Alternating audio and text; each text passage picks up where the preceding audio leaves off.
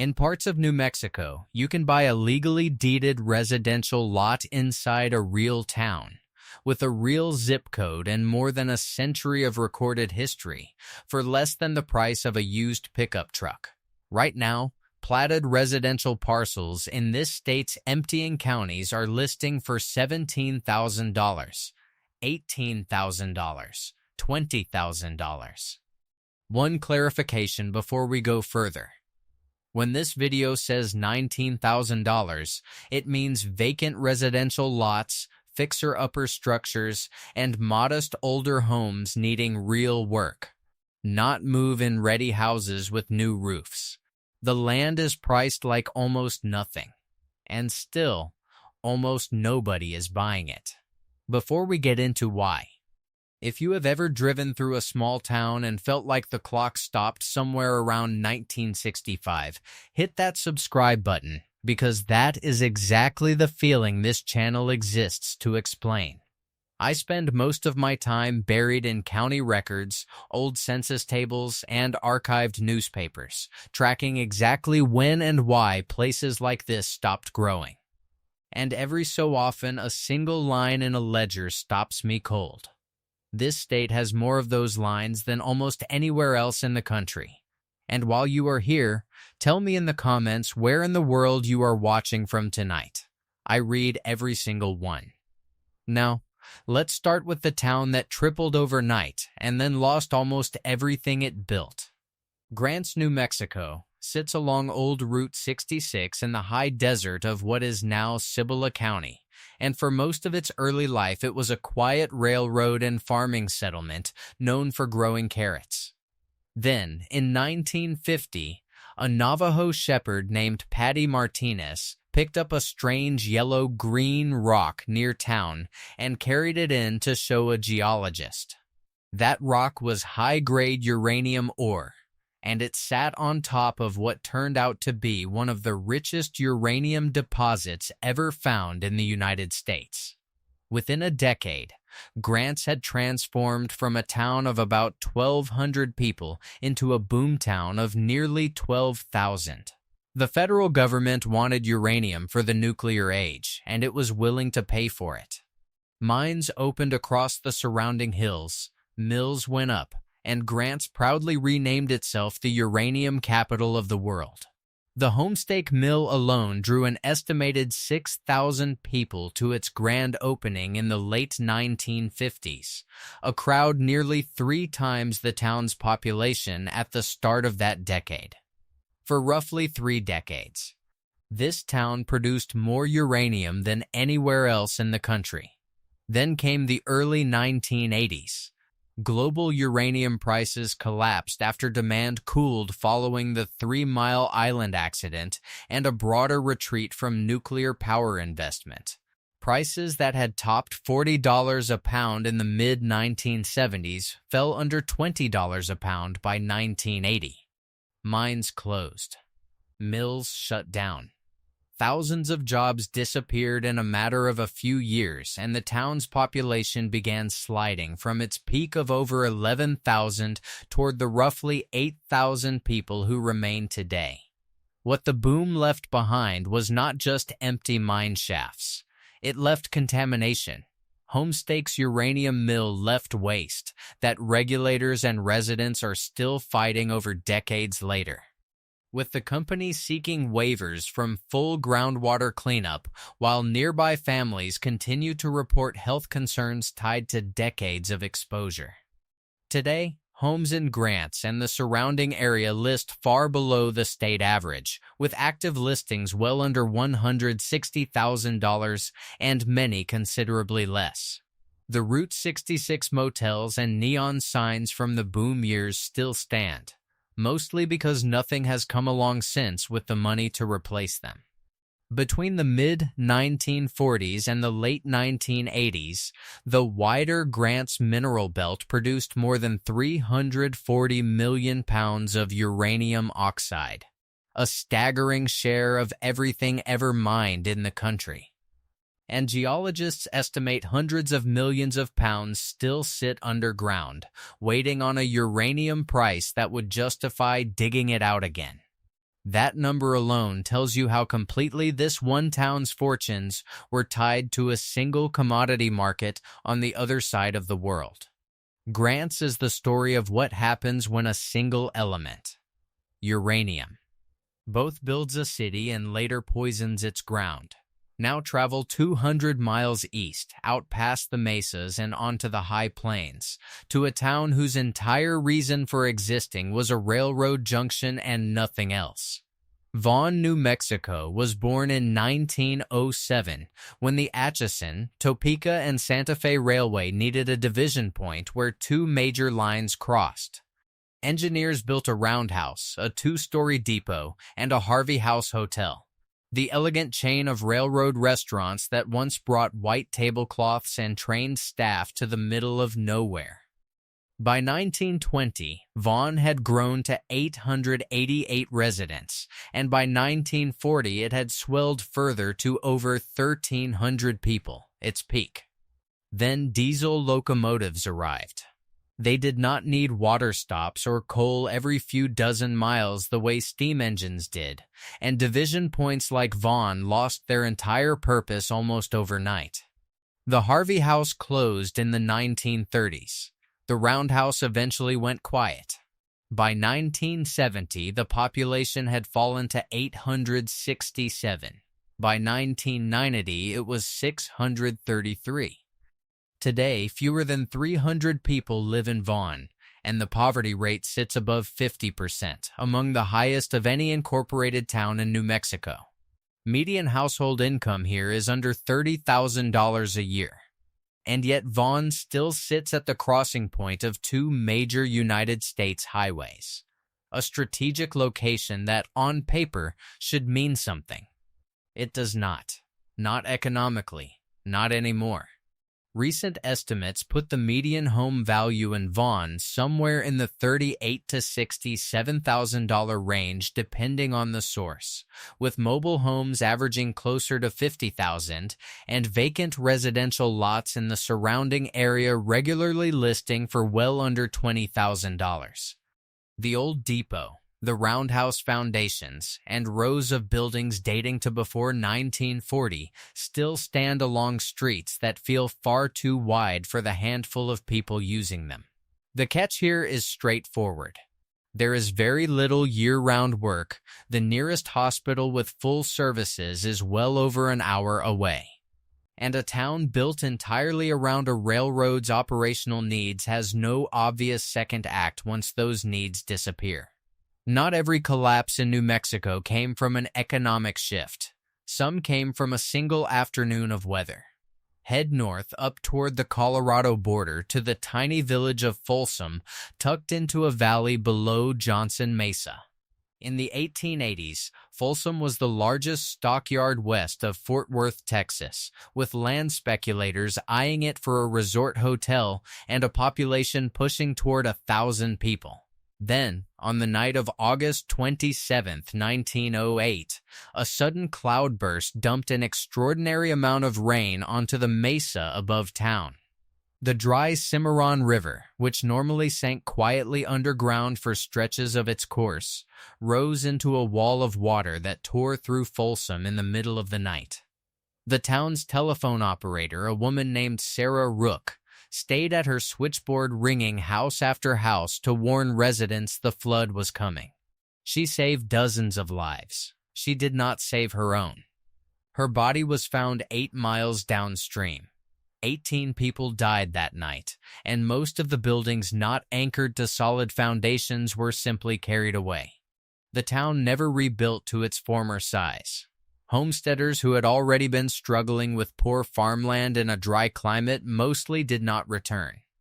Ironically, the same flood that devastated Folsom also exposed ancient bison bones in a nearby arroyo, a discovery that would later rewrite scientific understanding of how long humans had lived in North America. Today, Folsom's population hovers somewhere between 60 and 80 people. A stone hotel from 1885 and a small museum are about all that remain of the boom years. The catch in Folsom is not really about price, since there is barely any real estate market to speak of at all. It is about the absence of nearly everything a town needs to function. No real employer, no nearby hospital, and a landscape that, as the town learned in a single terrible night, can turn against the people living in it with almost no warning. Head west now, near the Arizona border, to a town whose nickname during its boom years was Carbon City.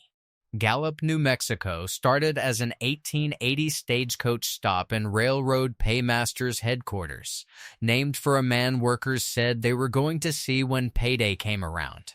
And it grew fast once coal was discovered in the surrounding hills.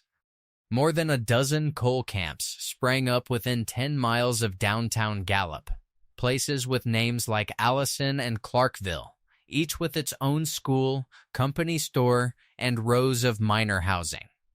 Clarkville, a dry camp that banned liquor sales entirely, peaked at around 400 residents in 1905 and had become a ghost town within 5 years. Allison, once home to over 500 people, emptied out when its mines closed in 1952. Gallup itself survived because it diversified into trade with the neighboring Navajo Nation, becoming a retail and service hub rather than depending on any single mine.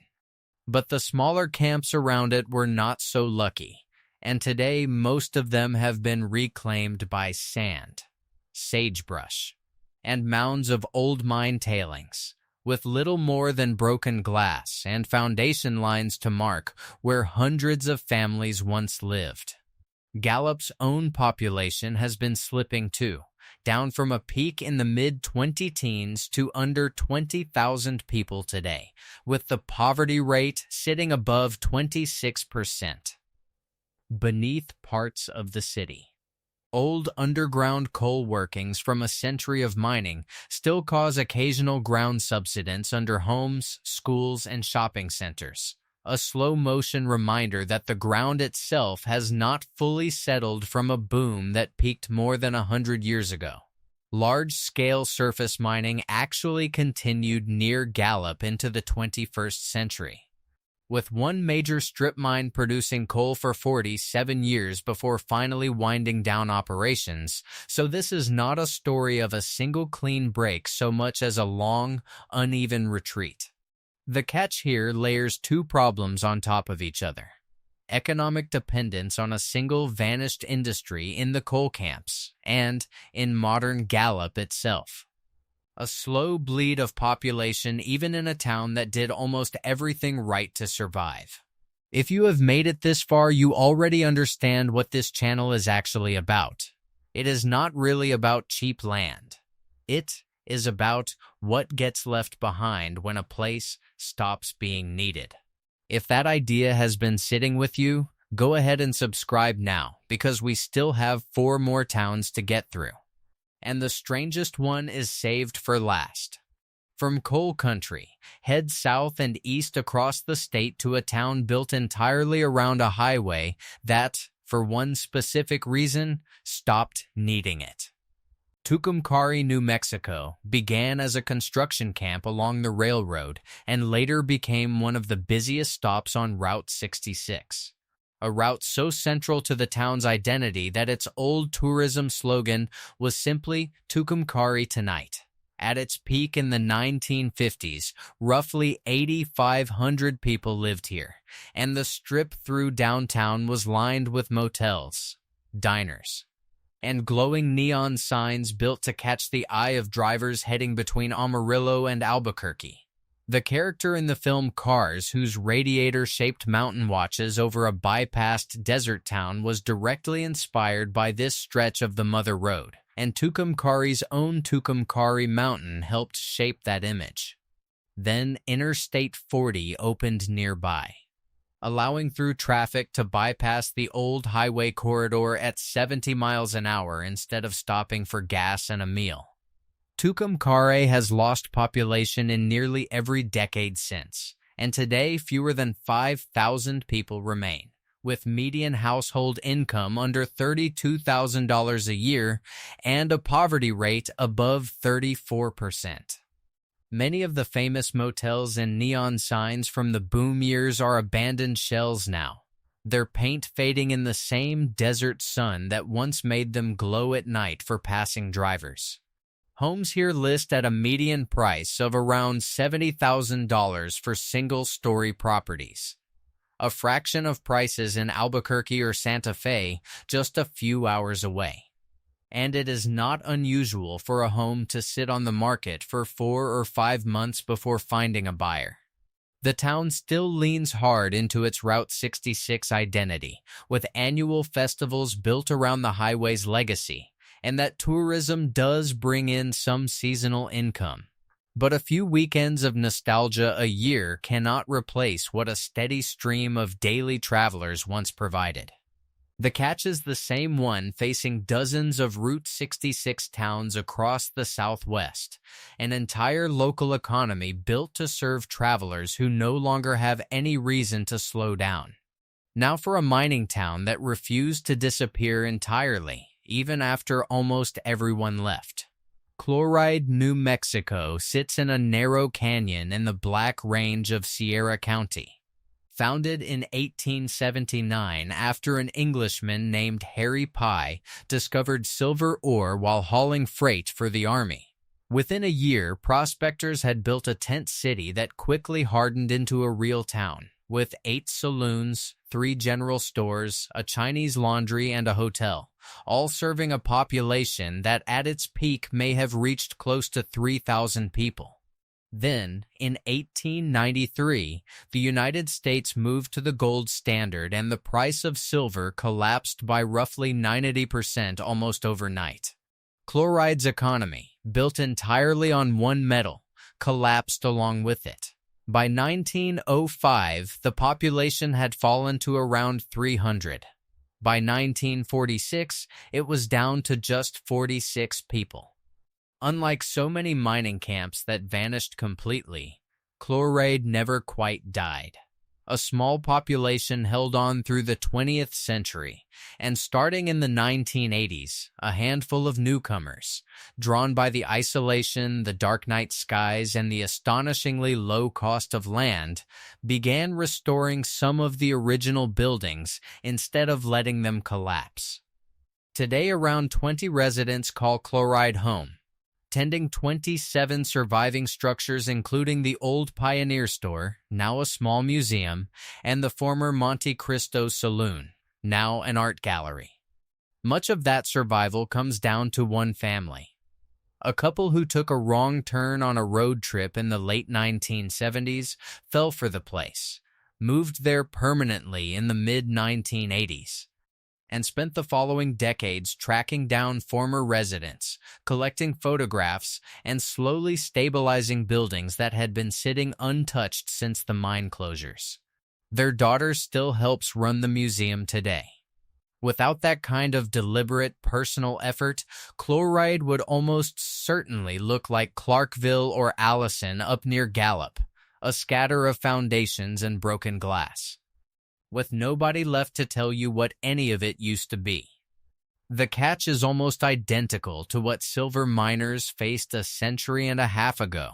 The nearest hospital is roughly 40 miles away in Truth or Consequences. Summer temperatures regularly climb past 100 degrees, water depends on private wells, and reliable internet access remains spotty at best. Chloride shows that a town can survive complete economic collapse. It just cannot expect to grow again afterward. Head back toward the center of the state now, to a town whose entire economy once depended on a single crop that the sky simply stopped providing. Mountainair, New Mexico, was founded in 1902 at the summit of Abo Pass, chosen by the Santa Fe Railway specifically because trains climbing the grade needed a place to stop. Farmers in the surrounding valley discovered that pinto beans grew remarkably well on roughly 40,000 acres of dry farmed land here, relying entirely on rainfall rather than irrigation, and the town built the largest pinto bean processing center in the country, shipping over 750 rail carloads of beans in a single peak season. Mountainair proudly called itself the pinto bean capital of the world, and by 1946 its population had climbed to roughly 5,000 people. Then a punishing 10-year drought began that same year. Without irrigation to fall back on, the bean farms simply failed, one after another, and families who had built their entire livelihood on rainfall that no longer came were forced to switch to cattle ranching or leave the region altogether. Around the same time, the completion of Interstate 40 to the north pulled long-distance traffic away from the town's stretch of Highway 60, cutting off the secondary lifeline that tourism and through traffic had provided. Mountainair's population fell from nearly 5,000 to under 1,000 within a generation, and it has stayed in that range ever since, sitting today at just under 900 residents. The town's water situation remains complicated even now, drawing from an aquifer many miles away because the ground directly beneath Mountainair contains high concentrations of gypsum that make local groundwater largely undrinkable. Interestingly, Mountainair has fared somewhat better than many towns on this list, thanks partly to its position as the gateway to the Salinas Pueblo Mission's National Monument, a cluster of 17th-century Spanish mission ruins that draws a modest but steady stream of history-minded visitors. That trickle of tourism has been enough to keep a small arts community alive downtown, even if it was never enough to bring back the population the bean boom once supported. The catch here is a lesson in fragility. An economy built on one crop, farmed without irrigation, in a region where rainfall cannot be relied upon 2 years in a row. And now, the story that ties every other town in this video together and takes it one devastating step further. Dawson, New Mexico does not have a single house for sale, because Dawson does not have a single house left standing. In the early 1900s, the Phelps Dodge Corporation bought up coal mines here in the Vermejo River Valley of Colfax County and built one of the most complete company towns in the American West, with a hospital, a movie theater, a bowling alley, an opera house, and its own high school whose football and basketball teams won regional titles. At its peak, roughly 9,000 people lived in Dawson, more than the county seat of Raton at the time. Then, on October 22, 1913, an explosion tore through the mine, killing 263 men, the second worst coal mining disaster in United States history. The cemetery had to be expanded to hold the dead. A decade later, almost to the day pattern-wise, on February 8, 1923, a derailed mine car sparked coal dust and triggered a second explosion, killing another 120 men, many of them sons of miners who had died in the first disaster. Astonishingly, the town did not close after either tragedy. Mining continued for almost 3 decades more, until 1950. When falling demand for coal and the expiration of a long-term railroad supply contract finally ended operations for good. What happened next is what makes Dawson different from every other town on this list. Phelps Dodge did not simply close the mines and walk away. The company sold the entire town, buildings and all, to a salvage operation. Houses were physically loaded onto trucks and moved to other towns. The coal washer was disassembled and shipped to Kentucky. Residents were given 30 days to pack up their lives and leave. Today, Dawson is entirely private ranch land, and the only thing left standing is the cemetery. Over 350 white iron crosses marking the graves of the miners who died there, still visited every Labor Day weekend by descendants of the families who once called this valley home. There is no $19,000 house in Dawson.